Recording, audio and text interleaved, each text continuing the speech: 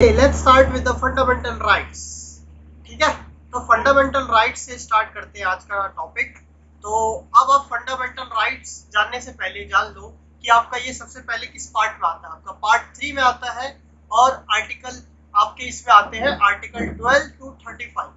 तो आर्टिकल 12 से लेकर 35 तक आपका पार्ट 3 में आता है और ये आपका फंडामेंटल राइट्स में आता है। ठीक है, तो फंडामेंटल राइट्स जिसको आप जानते हो, जो कि बहुत ही इंपॉर्टेंट पार्ट है हमारे इंडियन कॉन्स्टिट्यूशन का। ठीक है, तो चलो जानते हैं फंडामेंटल राइट्स और आगे अच्छे से। देखो भाई, अब ये फंडामेंटल राइट्स जो है आपका आर्टिकल 12 से 35 रहता है, आपका पार्ट 3 में आता है। सिंपल सी बात है।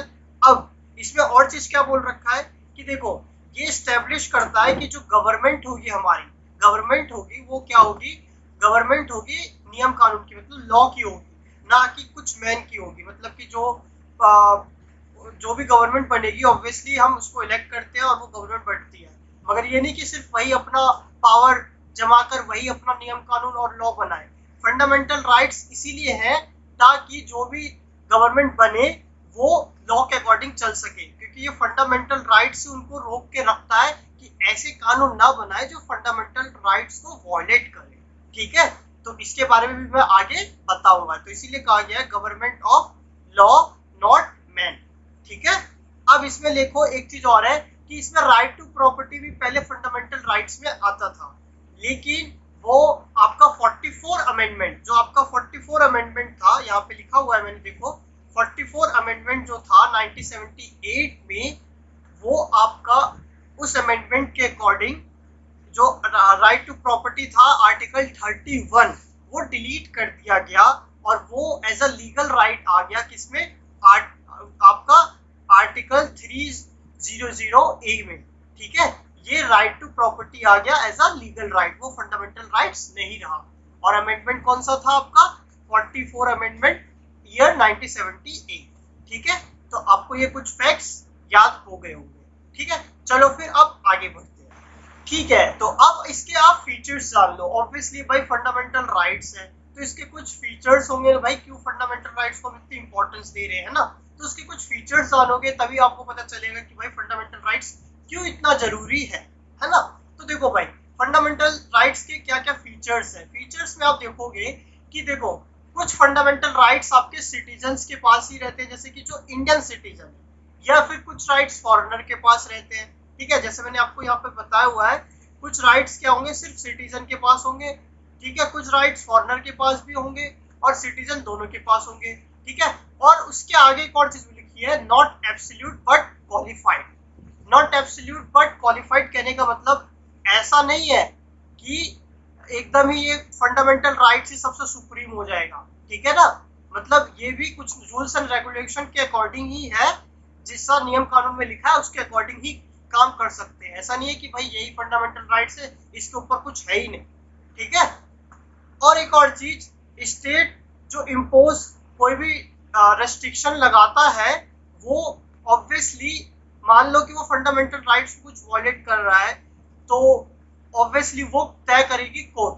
ठीक है, कि ये फंडामेंटल राइट के अकॉर्डिंग चल रहा है कि नहीं चल रहा है, वो डिसाइड करती है कोर्ट। ठीक है, और इसपे और चीज इंपॉर्टेंट होती है ये कि स्टेट ऑब्वियसली कभी ना कोई जरूरत पड़ती है तो वो इम्पोज करती है कुछ ना कुछ रेस्ट्रिक्शन, तो वो ऑब्वियसली फंडामेंटल राइट्स को वॉयलेट नहीं करनी चाहिए। ठीक है, इसकी देखरेख करता है कोर्ट। ठीक है, अब इसमें देखो सिंपली ये भी बोला है नॉट परमानेंट।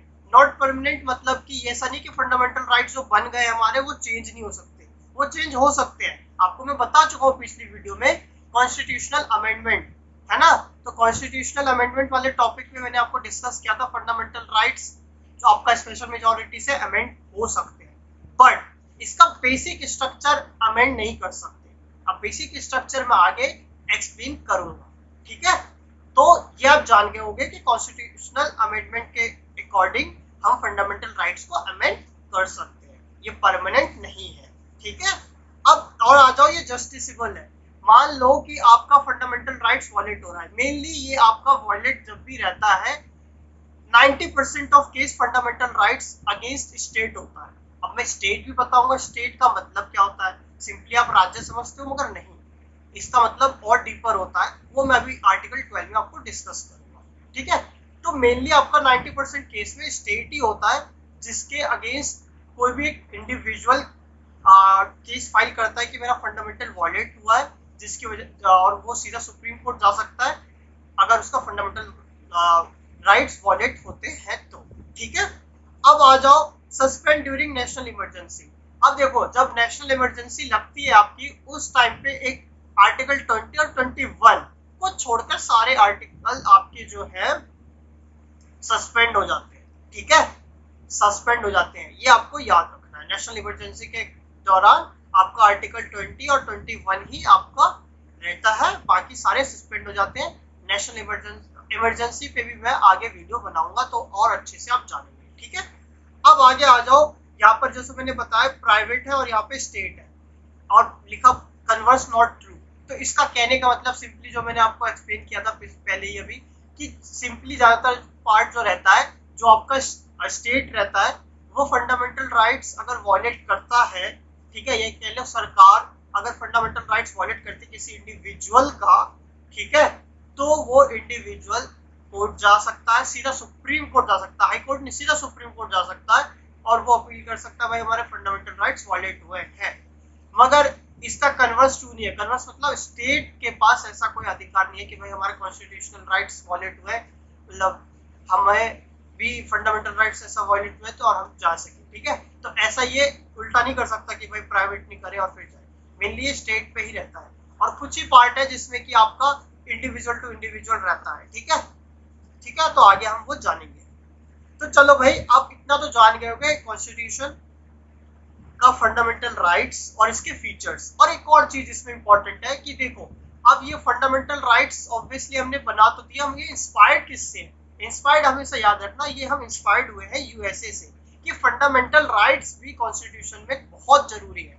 तो बहुत जरूरी है, वो हमें एक तरह से अमेरिका में बहुत फंडामेंटल राइट्स को इंपॉर्टेंस दी जाती है, तो उसी के बिहाफ पे इंडिया में इंस्पायर हुआ कि फंडामेंटल राइट्स को भी इंडिया में इंपॉर्टेंस देनी चाहिए।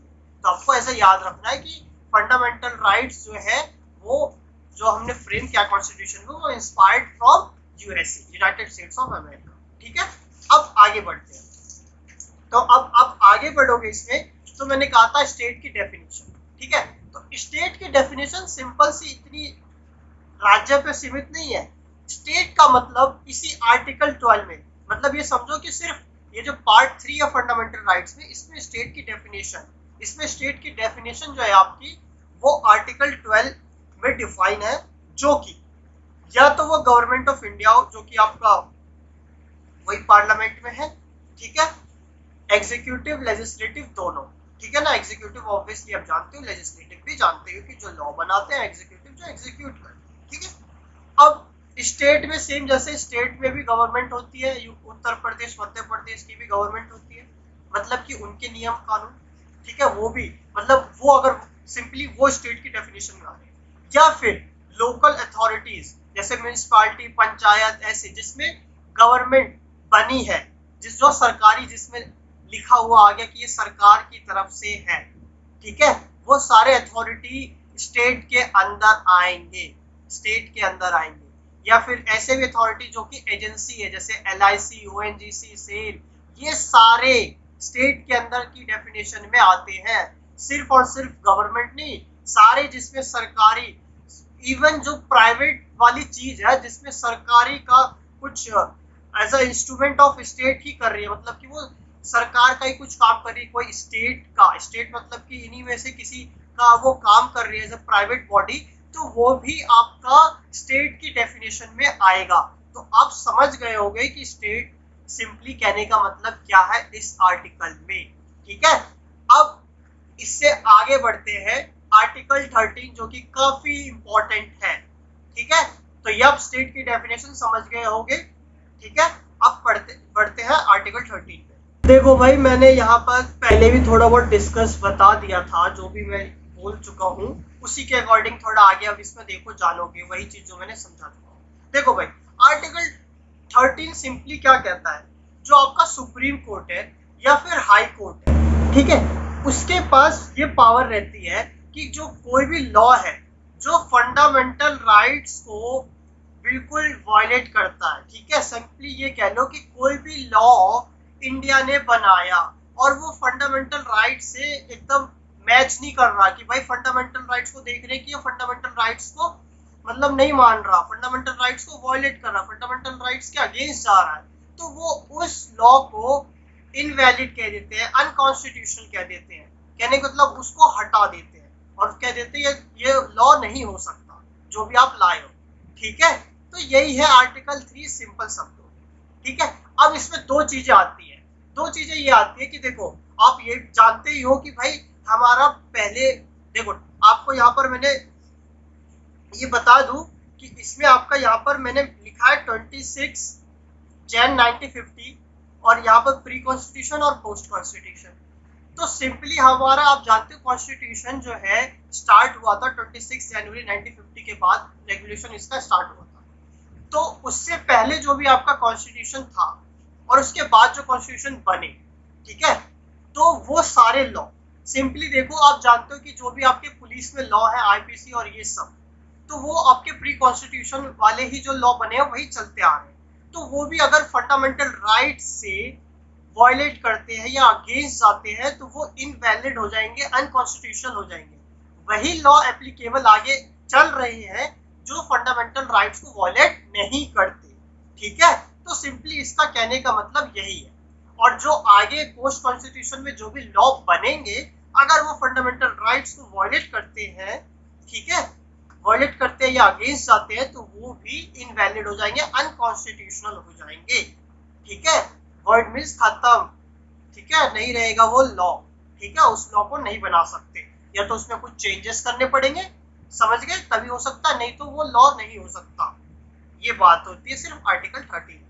और एक चीज जान लो कि इसमें ये सब तो मैंने आपको बता दिया कि हाई कोर्ट और सुप्रीम कोर्ट के पास ये पावर है, और ये भी जान लो कि आर्टिकल 32 के तहत या आर्टिकल 26 के तहत, ठीक।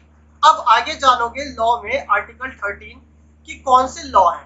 तो जैसे कि परमानेंट लॉ, जैसे कि सेंटर या स्टेट बना रही है, ठीक है, सेंटर ऑब्वियसली पूरे इंडिया के लिए, स्टेट कुछ अपने पर्टिकुलर स्टेट के लिए, ठीक। या फिर ऑर्डिनेंस, जब कि गवर्नर या फिर प्रेसिडेंट ऑर्डिनेंस लाते हैं जब आपका लोकसभा राज्यसभा या फिर स्टेट में असेंबली नहीं रहती है तब ऑर्डिनेंसेस रेगुलेट करते हैं या ऑर्डिनेंस लाते हैं, एज अ लॉ ही काम करता है वो, ठीक है। या फिर कह लो कोई रेगुलेशन या फिर नोटिफिकेशन भी लॉ में आता है, ये आप ध्यान रखना। अब बस एक चीज इसमें ये याद, अब ये चीज ये आप जान गए कि ये लॉ में आता है तो ये कोर्ट में चैलेंज किया जा सकता है, ठीक है। ये सिर्फ ये नहीं कि जो लॉ हमारे कॉन्स्टिट्यूशन में है या स्टेट बना रहा है, ऑब्वियसली नोटिफिकेशन, रेगुलेशन, ये सब भी इंक्लूड है लॉ में, ठीक है। तो कोर्ट में चैलेंज करेंगे और अगर वो फंडामेंटल राइट्स के अगेंस्ट हुआ तो ऑब्वियसली वो वॉइड हो जाएगा, वो लॉ नहीं रहेगा, ठीक है। अब इसमें एक चीज इंपॉर्टेंट याद रखनी है आपको, कौन से लॉ नहीं कहलाएंगे। देखो जो पर्सनल लॉ है ना, पर्सनल लॉ सिंपली जो आपके मैरिज से रिलेटेड है, ठीक है, या आप वही वाले लॉ जो है आपके वो पर्सनल लॉ में आ गए।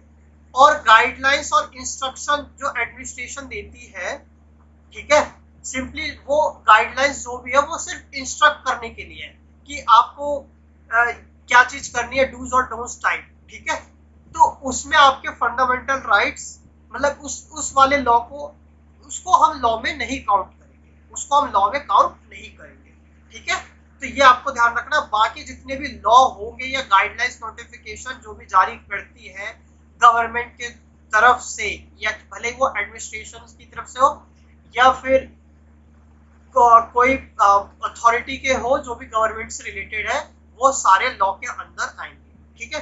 तो वो सारे चैलेंज कर सकते हैं और वो वॉइड हो जाएगा अगर कोर्ट उसको जानेगी कि वो फंडामेंटल राइट्स के अगेंस्ट है। तो ये आपका आर्टिकल 3 है। और इसमें एक और चीज है, एक और चीज ये है कि आर्टिकल 3 देखो वैसे बहुत सारे गोलकनाथ केस और भी केस हुए थे, तो बस आपको इतना लैंडमार्क याद रखना है। जो केशवनंद भारती का केस हुआ था, केशवनंद भारती केस 1973 में, तो इसमें ये हुआ था कि आर्टिकल 368 जो कॉन्स्टिट्यूशनल अमेंडमेंट है वो चैलेंज नहीं कर सकते। कहने का ये मतलब ये बता रहा है कि अगर हम 368 के अकॉर्डिंग हम जानते हैं कॉन्स्टिट्यूशनल अमेंडमेंट कर सकते हैं जिससे फंडामेंटल राइट्स हम चेंज कर सकते हैं, उसको हम चैलेंज नहीं करेंगे। बट अगर उसका बेसिक स्ट्रक्चर चेंज करना चाहे तब वो चैलेंज कर सकते हैं। तो ये ध्यान रखना है कि फंडामेंटल राइट्स को हम चेंज कर सकते हैं, अमेंड कर सकते हैं, बट उसका बेसिक स्ट्रक्चर चेंज नहीं होना चाहिए। ठीक है, अगर वो चेंज होता है तो चैलेंज कर सकते हैं, ये बहुत ही इंपॉर्टेंट पार्ट है इसका। तो ये था आपका आर्टिकल 12 और आर्टिकल 13। ठीक है।